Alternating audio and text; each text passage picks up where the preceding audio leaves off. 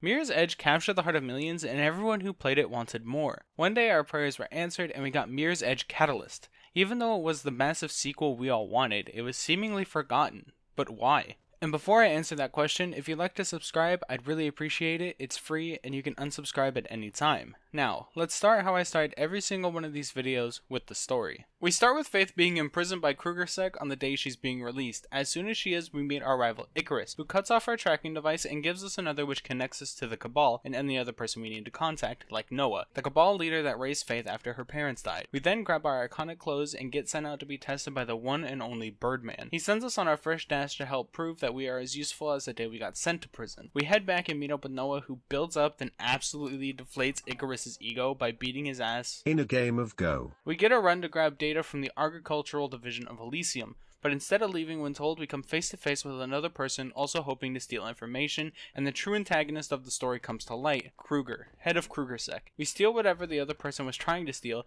and make a run for it. This is when we finally get to rest after such a long, 45 minutes. And we get our first flashback to what had happened to Faith and her family all those years ago. We see what seems to be a riot, and Faith ending the life of an unknown KrugerSec employee. After waking up, we make our way to meet my favorite character, Plastic, who is as tech savvy as they come. She is able to see the data on the drive, but first it needs to be unencrypted, and for that, she needs to be linked to a grid node, which, like the good little runner we are, we do it. But at the same time, we witness a massive explosion, demolishing and making the building known as the Bauble Mall collapse. We head back to Noah with information in hand to find him arguing with the leader of Black November, Rebecca, who also happened to be the one who blew up the mall in the first place. After her saying something about Faith's parents and us murdering her in our head, we go to meet Dogan, someone we are indebted to and owe a lot of script to. He is talking about food for some reason, and we end up mentioning the blueprints we stole on a project named Reflection, which he seemed to take a liking to. But since we didn't have them, he sent us on a run as a show of good faith. We broke into the Anansi construction site, have all employees evacuate by pulling a fire alarm, and detach the counterweight, causing major damage, which makes Poppy Dogan very happy. On our way back, we get the worst news possible, that KrugerSec had raided the Cabal and killed all of the runners they could find, including Noah. After fighting off the last of the K-Sec hanging around, we contact Rebecca looking for another place to stay, and luckily she lets us stay with her instead of being left on our own, but this came with us doing her dirty work. First, we have to run through the tunnels, destroying sentry drones KrugerSec is trying to set up. Not long after, we get a call from Dogan saying that Noah may or may not still be alive, and then we have to disable drones along one of Rebecca's 2 escape paths as she ambushes and captures somebody from KrugerSec known as Isabel Kruger,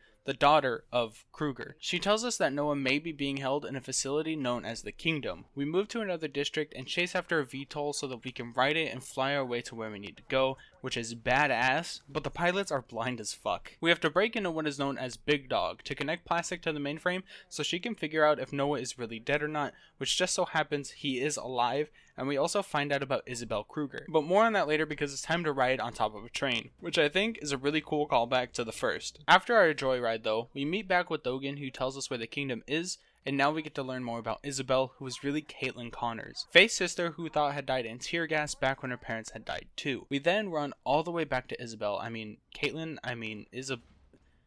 whatever. Anyways, we save her from being shot by Rebecca, and now we finally get to go to the kingdom and find a doctor seen earlier with Kruger who tells us Noah is being taken to interrogation where he sadly dies. Luckily, the rest of the prisoners break out and make their way to Black November when Rebecca tries to take Kate to somewhere she could breathe, but being an asthmatic myself, that never happens, and they just get ambushed by KrugerSec, which leaves some dead and Isabel back in the hands of Kruger.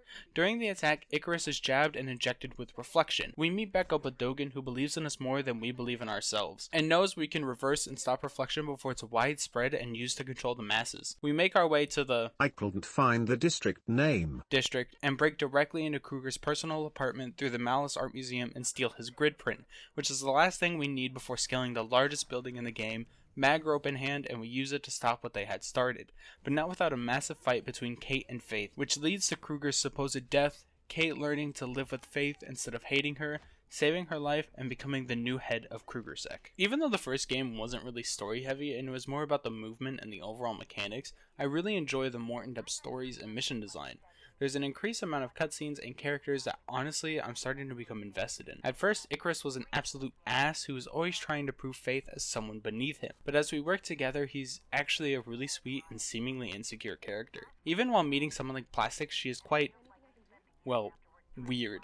And it brings that same energy out of Faith whenever they interact, even though Faith usually takes herself very seriously. The writing for the characters is better than most DICE games I've played. I felt genuine sadness when I thought Noah had actually died, which is not something I went into this game expecting. I expected more of the same, but what I actually got was a surprising amount of well-written and interesting characters. Everyone from Birdman to Isabel Kruger was somebody I could see being a real person in this dystopian future. There are of course some gripes I have with the story, small inconsistencies like Noah saying Icarus was missing but he's clearly standing right here, or there were a couple of powerful moments ruined by dialogue, especially near the end when Dr. Myra tells Plastic to just let us run. Could have been an amazing moment where the music could have swelled and left us with nothing but music and the world in front of us, but they kept contact anyways. Got a door unlocked for you, Faith. Lastly, the ending was incredibly cliche, but for some reason it still brought me to tears after seeing Faith try and remind her sister of who she used to be. But the sister already knew, and chose to stay with Kruger anyways, and it showed that Kat had blamed Faith the entire time. But now that she knows it was Kruger, it's still an obligation for her to go and save him. Speaking of Kat, I also really enjoyed the twist they played on her character from the first game, where she was essentially a police officer and was opposing Faith, but due to the family bonds, she was always there and helped Faith when she could. None of that happens, and it really pits family against one another. Instead of making it a moral decision to help someone you love, it really is a rivalry that breaks apart a family instead of mending it. Even though there was one last moment where Kat could have let Faith die, they still pulled her up and showed that something was still there, just not what it used to be. This actually leads me straight into the next thing I want to talk about, the world we are running around in. We are in the city of glass, on the surface, a utopia where everything works perfectly. The employees work without issue, the city runs along without issue, but under all this, we see it's leaning towards a dystopia. A revolution running wild in the city's undergrounds, runners being trusted more than public officials, corporations running everything instead of having a modern government, and the worst thing of all that makes this city seem perfect to someone from the outside looking in is overall oppression of its people. That's where the runners come in, where they have creative routes to get around the city as quick as possible, new equipment and even technology to help them see and visualize these runs as they're happening. Now, since we don't look at the world through the eyes of a spectator, I really have to speak from the eyes of Faith, who while running around the city meets tons of interesting people who also give missions. Nomad and Birdman are the two that come to mind right away because you meet them first and honestly they remind me of side characters I've loved in other stories. Birdman is a very wise older homeless man who, as the name suggests, has a group of pigeons he takes care of. His missions are really run-of-the-mill dashes and deliveries. You have this much time to deliver this thing, and that's the entire mission structure for the side content in actually the entire game. But to me, it's not the missions that make me come back, it's the interaction and the characters. Nomad is really caring for Faith and has obviously been in her life for quite a long time, and they've grown close, and it makes this world feel more normal, even when it's falling apart right before our eyes. These kinds of missions fill the world and also bring in some collectibles for us to find. Of course, some are introduced through the main story, but some are either found naturally or shown in side content. There are data leaks scattered around, and they're the most abundant collectible we will see around the world. They're usually found in normal routes you might run to get to a mission, or even ones where you would run in a mission.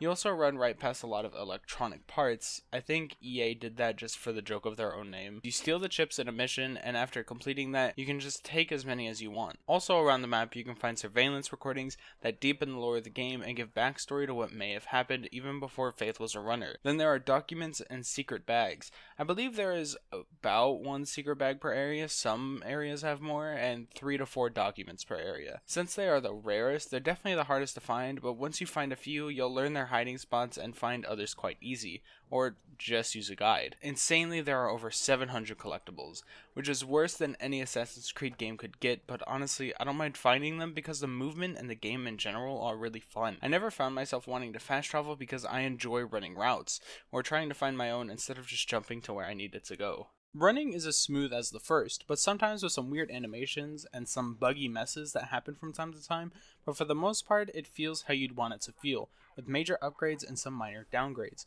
We of course have everything we have from the first. Kind of. The story, I believe, is a younger version of Faith than the one we had met 14 years ago, and there are certain things locked behind the new skill system. We will cover this more later, but we will go over some of the movement upgrades we can get. We unlock some of the basics immediately, but they're still on the skill tree. You can run, jump, shift, and you have something called Focus Shield, where basically if you're running and keeping your momentum, your bar fills and you can dodge bullets. You can get this upgraded throughout the skill tree, along with the coil, the quick turn, the skill roll, and an extended slide.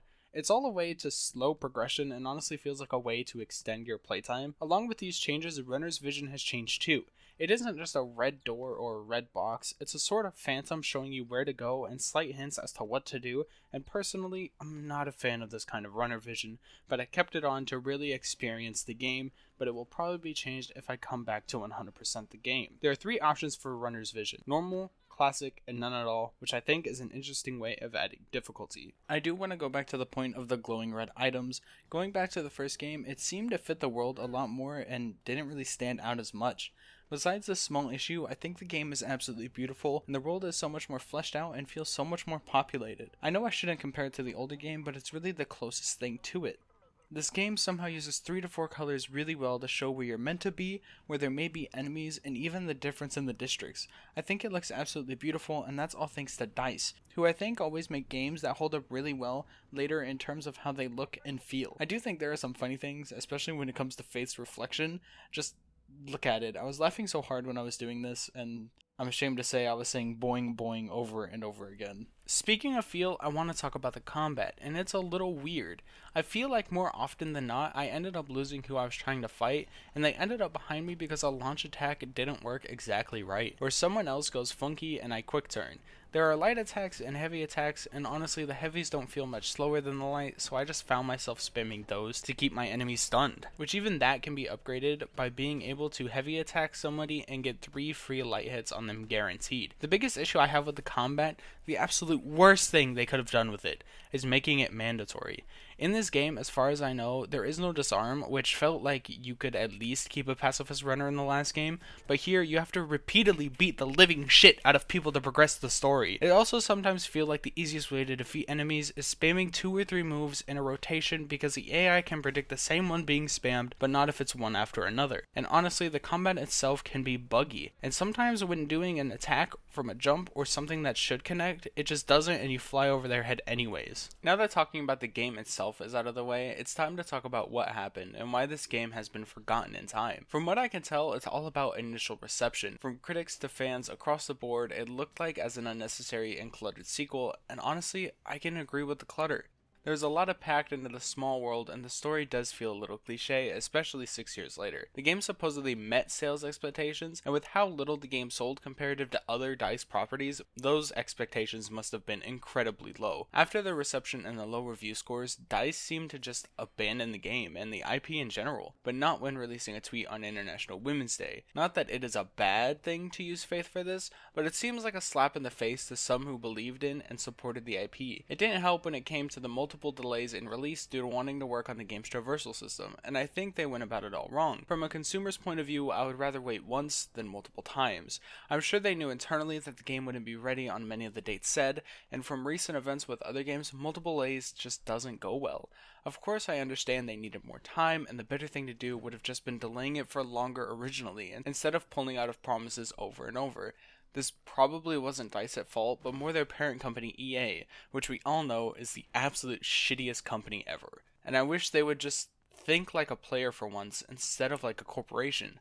Understandably, when there's a delay, you will lose some sales because people lose interest, but what's worse, being dishonest and losing more sales, or admitting it won't be ready and possibly appealing to the everyday person. Luckily, nowadays, it seems that people go back to the game from time to time, and we even get articles from major publications that praise the game's world, which I think is the major point behind it. I don't really think the game was given a fair shot to begin with, let alone everything that happened behind the scenes, especially with the release of so many games in 2016. Just a month before we had the Doom reboot, Uncharted 4, and Overwatch. Then even in June we had a Kirby game. Granted, not a very good one, and Dead by Daylight, which we all know took over 2016 alongside Overwatch. And a couple months later, in October, it definitely overshadowed everything early in the year. With the release of PSVR, Titanfall 2, Battlefield 1, and Mad Max, it was packed. Even looking through the list of games that released in 2016, there are so many I've forgotten about that I played and enjoyed, and I think Mirror's Edge didn't have the grip on fans that it needed to not sink under the sheer quantity of games we got this year. Overall, as a fan of Mirror's Edge and most of DICE's work, I think it's definitely worth the $5 you'll pay for it nowadays. I think even 2 years ago when I originally bought it, it was only $10 USD, and I'm mad at myself for not playing it sooner. I was one of the people who saw the reviews and and critics and fans alike being disappointed and feeling it was meh, that it left a weird taste in my mouth and I just never got around to playing it except for this video. And honestly, as soon as this is done, I'm going to go back and do a ton of the side content and go collectible hunting. Because for the video, I really did rush the story and skipped over so much I feel like I could have experienced to deepen my understanding and enjoyment of the game. I will never tell somebody this game is perfect, because it's not.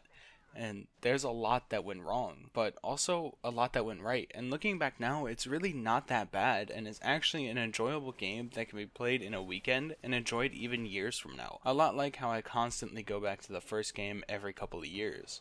You know, not that bad sounds like a perfect name for a series. Anyways, I'm going to say it one more time. Please give this game a chance if you haven't already. After all, with the low price and accessibility through EA Play, the short runtime, there isn't much you can lose from just giving it a try. At the end of the day, it's just my opinion, and I know not everyone will think the same. So with that being said, I should get running. Did I really write that? I fucking hate myself. I'll see you all next Friday. I'm sorry.